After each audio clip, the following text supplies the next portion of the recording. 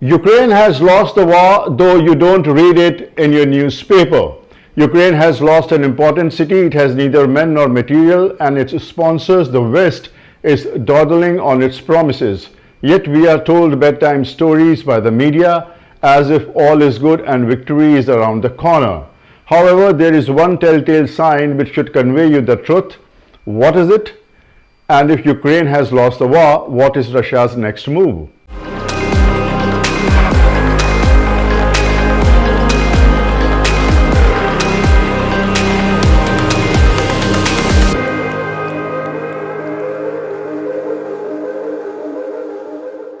Welcome to yet another edition of Wiseheads. I am your host, Ashish Shukla.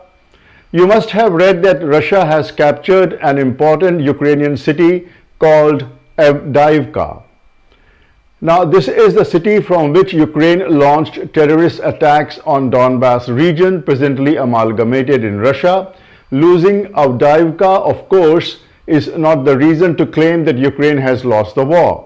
The reason to claim so is because Ukraine is left with no men or material. Ukraine is already in its fourth army. Its plans to have a conscription law this April, which would make it mandatory for every able-bodied man to join the army. Yet proclaiming a law and forcing a conscription is easier said than done. There is this little matter to train them, and by then a few crucial months would be lost. All this while Russia is ramping up its attack on whatever is left of Ukrainian army. The Ukrainian army is in disarray. New York Times has spoken to Ukrainian soldiers on the front, and they are conveying a terrifying story that a mechanized infantry has only 40 soldiers left from the desired strength of 200. That while Russia is firing 10,000 artillery shells every day, the Ukrainians are returning fire with only 2,000 shells a day. That Ukrainian soldiers are told not to fire more than 3 shells a night. Such is the rationing. That the West is only able to produce shells in thousands, while Russia is adding 4.5 million artillery shells every year. Russia, meanwhile, is watching the terminally ill Ukrainian forces closely. It's waiting to see how quickly the Kyiv regime disintegrates. It would then make its move, though it would not look to occupy the entire Ukraine. At most, it would occupy Kharkiv region in the east, but it won't cross Dnieper River and advance towards Kyiv. For one, Ukraine is too big, and to control it, Russia would need a lot of resources. Two, it would stoke up the Russophobia in Europe and play into the hands of the West. The Western Europe is already drumming up Russophobia in order to ensure their citizenry remain behind them and don't fall prey to right-wing forces. As it is, quite a few general elections are due in Europe, which include Russia, Ukraine, UK, Portugal, Belgium, Austria, Finland, Lithuania, and Croatia. The present regimes in Europe are fearful that they would be overthrown and right-wing parties would assume command.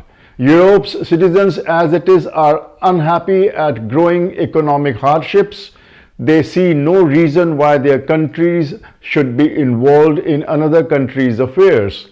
There is a resentment, and that's why it has become a compulsion for present regimes to drum up Russophobia. France and Germany have joined hands to create a military corridor which reaches Finland via Denmark, Sweden, Estonia, and Poland, is happily being a drummer boy. This alone should confirm that Ukraine has lost the war and the Western Europe is raiding itself for the revenge from Russia for all they did to Moscow.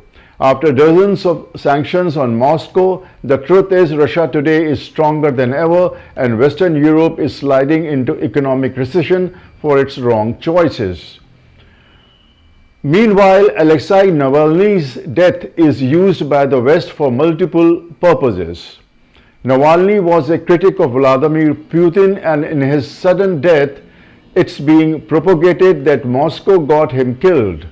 Nobody is questioning what would Putin gain by killing Navalny, and why Navalny's death is being played up so much while the tragedies inflicted on Julian Assange hardly evokes a mention. Or how come Navalny's widow was invited to the Munich Security Conference as if planners knew it in advance that Navalny would be dead soon? And with Joe Biden inviting Navalny's widow over, whether it amounts to interfering in Russia's affairs, more so when Washington made such a fuss about Russia meddling in US presidential elections in 2016. The Munich Security Conference thus raked up Russophobia, gave Zelensky the podium to give vent to his rant against Putin with the hope that the propaganda would help secure US Congress nod for a new round of funding and arms to the Kyiv regime.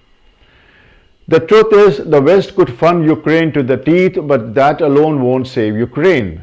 There is no way Ukraine could claim the territories it has lost to Russia, for it doesn't have the men or arms it could use against Russia.